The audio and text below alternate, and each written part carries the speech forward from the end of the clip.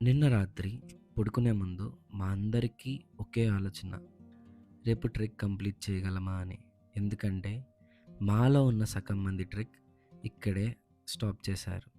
కానీ ఈ ఒక్కరోజు మా హంతపాస్ జర్నీలో అన్‌ఫర్గెట్టబుల్ డే అయింది. అది ఎలా అయిందో ఈ వీడియోలో చూద్దాం. Hello everyone, welcome to part 2 of Hampta Pass series. ఈరోజు సమ్మిట్ డే, ట్రెక్లో మోస్ట్ ఇంపార్టెంట్ డే. ఈ రోజు కోసమే మేము ఇన్ని రోజులు వెయిట్ చేసాం. మార్నింగ్ 5కి లేచి అందరం రెడీ అయ్యాం.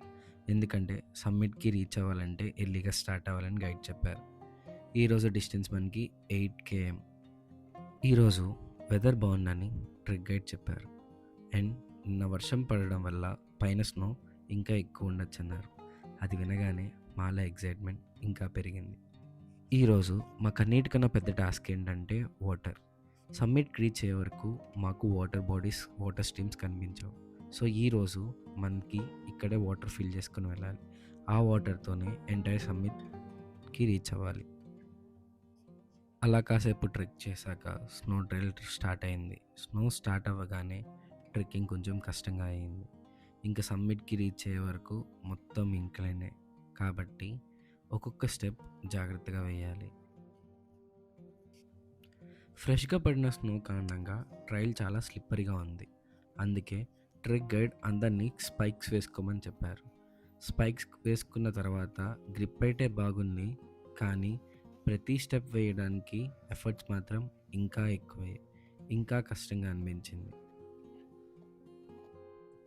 ఎలా అయినా సమ్మిట్కి రీచ్ అవ్వాలనే ఆలోచన ఇంకా ఎక్కువైంది. చలి ఎక్కువగా ఉండడం వల్ల చాలా వ్యూస్ సరిగ్గా క్యాప్చర్ చేయలేకపోయాం. కానీ నిజం చెప్పాలంటే ప్రతి వ్యూ వత్తు వర్మ వత్తు అన్నట్టు ఉన్నాయి. ప్రతి అడుగు నా పేషెన్స్కి ఒక టెస్ట్లా అనిపించింది. బాడీ టైర్డ్ అవుతున్నా సమ్మిట్కి రీచ్ అవుతున్నామనే ఒకే ఒక్క ఆలోచన నాకు ఎంతో కొంత ఎనర్జీ మళ్ళీ ఇచ్చింది. అలా ట్రెక్కింగ్ కంటిన్యూ చేస్తుండగానే వెదర్ మళ్ళీ మనకు ఇంకో షాక్ ఇచ్చింది. అదేంటంటే క్లౌడ్స్ ఫామ్ అవ్వడం స్టార్ట్ అయ్యాయి. వెదర్ చేంజ్ అవుతుంది. వెదర్ పూర్తిగా మారకముందే ఎలాగైనా సమ్మిట్కి రీచ్ అవ్వాలని మాలో ఉన్నంత స్ట్రెంగ్త్ అంతా పెట్టి ట్రెక్కింగ్ స్పీడ్ పెంచాం. అప్పుడే మాకు ట్రెక్ గైడ్ వచ్చి సమ్మిట్ ఇంకా ఎంత దూరంలో లేదని చెప్పారు. ఆ మాట వినగానే మా అందరిలో ఎగ్జైట్మెంట్ ఇంకా పెరిగిపోయింది. అలా కాసేపట్లోనే సమ్మిట్కి రీచ్ అయ్యాం. ఫైనలీ సమ్మిట్కి రీచ్ అవ్వగానే ఏదో హ్యాపీనెస్, తెలియని సాటిస్ఫాక్షన్. నిజంగా నా లైఫ్లో ఇదొక కొత్త ఫీలింగ్లా అనిపించింది.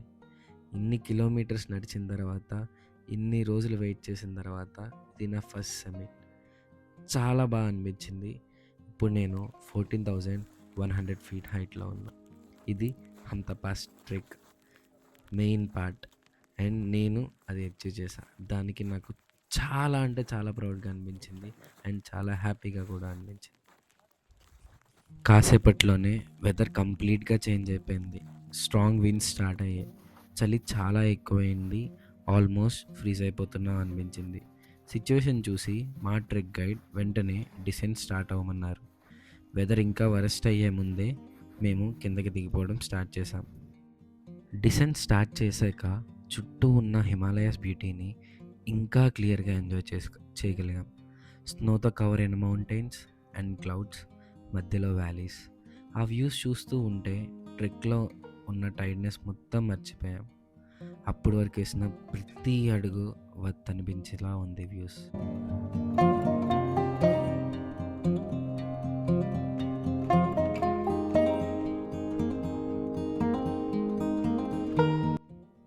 ఇప్పటి వరకు అసెంట్ చాలా కష్టం అనుకున్నా కానీ ఫస్ట్ టైం డిసెంట్ అవుతున్నప్పుడు ఇక్కడున్న స్టీప్ వల్ల దిగడం చాలా కష్టంగా అనిపించింది. అక్కడ కనిపించేవి మన యొక్క క్యాంప్ సైట్స్. చూడడానికి చాలా దగ్గరున్నా అవి రీచ్ అవ్వడానికి ఇంకో 2-3 hours పడుతుంది అన్నారు. అప్పుడు మాకు అర్థమైంది డిసెంట్ చాలా స్లోగా దిగుతామని. లంచ్ టైం అయింది. చుట్టూ ఉన్న వ్యూస్ని ఎంజాయ్ చేస్తూ లంచ్ చేసాం. కానీ ఫుడ్ మాత్రం చాలా చల్లగా అయిపోయింది అండ్ మాకు ఇంకో ఆప్షన్ కూడా లేదు. మళ్ళీ ట్రెక్ స్టార్ట్ చేసిన కొంతసేపటికే హెయిల్ స్టార్మ్ స్టార్ట్ అయింది. చిన్నప్పటి నుంచి చూడాలనుకున్న హెయిల్ని ఫస్ట్ టైం చూసా. ఆ మూమెంట్ నాకు చాలా హ్యాపీగా అనిపించింది. స్నో ఫుల్గా ఉండడం వల్ల డిసైన్ దిగడం చాలా కష్టం. సో మేము స్లైడ్ అవుతూ కిందకి వచ్చాం అనమాట. ఈ స్లైడింగ్ ఎక్స్పీరియన్స్ అనేది లైఫ్లో మర్చిపోలేం. నా లైఫ్లో ఇదొక adventurous slide and biggest slide, that to nature వల్ల వచ్చిన స్లైడ్. అండ్ దీనివల్ల బాడీ కూడా చాలా చల్లబడిపోయింది.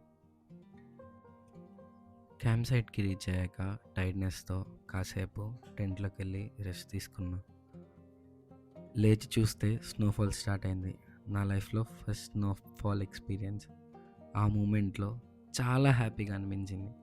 నిజం జరుగుతుందా లేదా కళ అని కూడా ఒక సెకండ్ అర్థం కాల.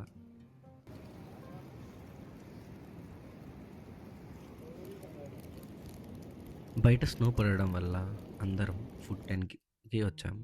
టీ తాగుతూ కాసేపు మాట్లాడుకున్నాం. అప్పుడే అందరి యొక్క లైఫ్ జర్నీస్ అండ్ వాళ్ళు ఫేస్ చేసిన స్ట్రగుల్స్ గురించి చెప్పారు. ప్రతి ఒక్క జర్నీ ఒక కొత్త లెసన్ నేర్పింది. ఆ కొన్ని నిమిషాలు చాలా డిఫరెంట్గా అనిపించాయి, చాలా కొత్తగా అనిపించాయి. ఈరోజు మనం ఉండబోయే camp site Sheagoru camp site. ఇది 12,900 ఫీట్ హైట్లో ఉంది. హంతపాస్ ట్రెక్లోనే ఈ camp site highest camp site and coldest camp site. మనం ఈరోజు ఇక్కడ ఉండబోతున్నాం. డైలీ నైట్ డిన్నర్ ముందు అందరికీ ఆక్సిమీటర్తో ఆక్సి లెవెల్స్ చెక్ చేస్తారు. హై ఆల్టిట్యూడ్లో బాడీ ఎలా అడ్జస్ట్ అవుతుందో తెలుసుకోవడానికి ఇదొక రెగ్యులర్ ప్రాసెస్. ఈరోజు మేము స్టార్స్కి ఇంకా దగ్గరగా ఉన్నాం. స్టార్స్ మాత్రం చాలా బాగా అనిపించాయి. అలా మా డే 3 కూడా ఎండ్ అయింది. ఛాలెంజెస్, అడ్వెంచర్స్, మెమరీస్తో ఒక బ్యూటిఫుల్ డేగా మిగిలిపోయింది. Good morning. ఈరోజు డే 4. షియాగురు నుంచి చంద్రుకి ఈరోజు వెళ్ళాలి. ఈరోజు ట్రెక్ 7 km ఉంటుంది. నిన్నటితో పోల్చుకుంటే ఇది చాలా ఈజీ అని చెప్పారు. ట్రెక్ స్టార్ట్ చేస్తున్నప్పుడు స్ట్రీమ్ క్రాసింగ్ వచ్చింది. మొన్న స్ట్రీమ్ క్రాసింగ్ కన్నా ఇది చాలా టఫ్, ఎందుకంటే ఇక్కడ టెంపరేచర్ చాలా తక్కువ ఉంది అండ్ లెగ్స్ కూడా ఫ్రీజ్ అయిపోయాయి. షూస్ వేసుకొని మళ్ళీ మన ట్రెక్ స్టార్ట్ చేసాం. ఈరోజు మన ట్రెక్ కొంచెం డిఫరెంట్గా ఉంటుంది. మొన్న మనం లష్ గ్రీన్ వ్యాలీస్ చూసాం, నిన్న స్నో కవర్డ్ మౌంటైన్స్ చూసాం. ఈరోజు మనం లాహోల్ వ్యాలీస్లో ఉన్న ఒక డిఫరెంట్ ల్యాండ్స్కేప్ని చూడబోతున్నాం. టు బీ ఫ్రాంక్, నేను మంచిగా వాయిస్ ఓవర్ ఇచ్చి అక్కడే వ్లాగ్స్ తీద్దాం అనుకున్నా, కానీ అస్సలు ఓపిక లేదు. అలా ట్రెక్ చేస్తూ ఉండగా ఒక పాయింట్లో రోడ్ కనిపించింది. ఎందుకో తెలియదు, వెహికల్స్ కనిపించగానే ఒక్కసారిగా జోష్ వచ్చింది. నేచర్ మధ్యలో ఇన్ని గంటలు గడిపాక ఆ మూమెంట్ చాలా డిఫరెంట్గా అనిపించింది. అలా చంద్రుకి రీచ్ అవ్వగానే లంచ్ చేసి వెంటనే చంద్రతాల్కి స్టార్ట్ అయ్యాం. ఎందుకంటే చంద్రు నుంచి 70 km drive, 4 to 5 hours journey. Lake closing టైంలోపు అక్కడ ఉండాలి, లేదంటే ఆ అద్భుతమైన లేక్ని, ఆ వ్యూస్ని మిస్ అవుతాం.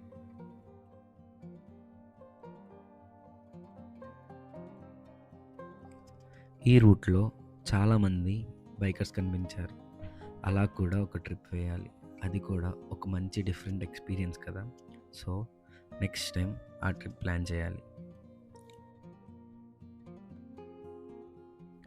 ఫైనలీ చంద్రతాల్ ఎంట్రీ పాయింట్కి అయితే రీచ్ అయ్యాం, కానీ అక్కడ ఎంట్రీ టైం క్లోజ్ అయిపోయింది. ఒక్కసారిగా చాలా డిసప్పాయింట్ అయ్యాం. ఇంత దూరం వచ్చాక లేక్ చూడలేకపోతున్నామని. కానీ మా ట్రెక్ గైడ్ ట్రై చేసి ఎలాగోలా పర్మిషన్ తీసుకొని ఎంట్రీకి ఇచ్చారు. పార్కింగ్ ఏరియా నుంచి లేక్కి 1 km నడవాలి. అప్పటికే అలసిపోయిన మాకు ఆ 1 km కూడా చాలా కష్టంగా నడిచింది. కానీ అక్కడికి వెళ్ళాక ఆ వ్యూ మాత్రం వర్త్. మనం 14,100 ఫీట్ హైట్లో ఉన్నాం. ఇక్కడ ఒక విషయం నాకు చాలా సర్ప్రైజింగ్గా ఉంది. ఇది సీ లెవెల్తో కంపేర్ చేస్తే 14,100 ఫీట్ హైట్లో ఉంది. చూసారా నేచర్ అనేది ఎంత మెస్మరైజింగో, ఎంత అమేజింగో. అలా కాసేపు వ్యూ ఎంజాయ్ చేసి రిటర్న్ జర్నీ స్టార్ట్ చేసాం.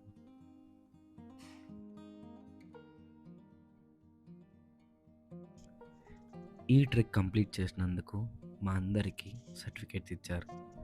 ఇది ఒక అచీవ్మెంట్లా అనిపించింది నాకు. ये आपका अचीवमेंट सर्टिफिकेट हमारी तरफ से आप लोगों के लिए. So it was a very good experience, and thanks to everyone. You are there for everyone here, and I got a very good team over here. So yeah, thanks for everything. Thank you. మళ్ళీ మనాలికి return start అయిపోయాం. ఇంటితో ఈ trek end అయింది, కానీ మళ్ళీ చేస్తామని నమ్మకం అయితే ఉంది. It's so good to be here and చాలా మంచి ఫీల్ ఇచ్చింది అండ్ మర్చిపోలేని మెమరీస్ ఇచ్చింది అండ్ చాలా అంటే చాలా నచ్చింది. ఈ జర్నీని ఎండ్ వరకు చూసినందుకు చాలా థ్యాంక్ యూ. వీడియో మీకు నచ్చినట్లయితే లైక్, షేర్ అండ్ సబ్స్క్రైబ్ చేయండి. హమ్తా పాస్ పార్ట్ 1 చూడకపోతే తప్పకుండా చెక్ చేయండి. మళ్ళీ మనం నెక్స్ట్ వీడియోలో కలుద్దాం. Until then take care, bye bye.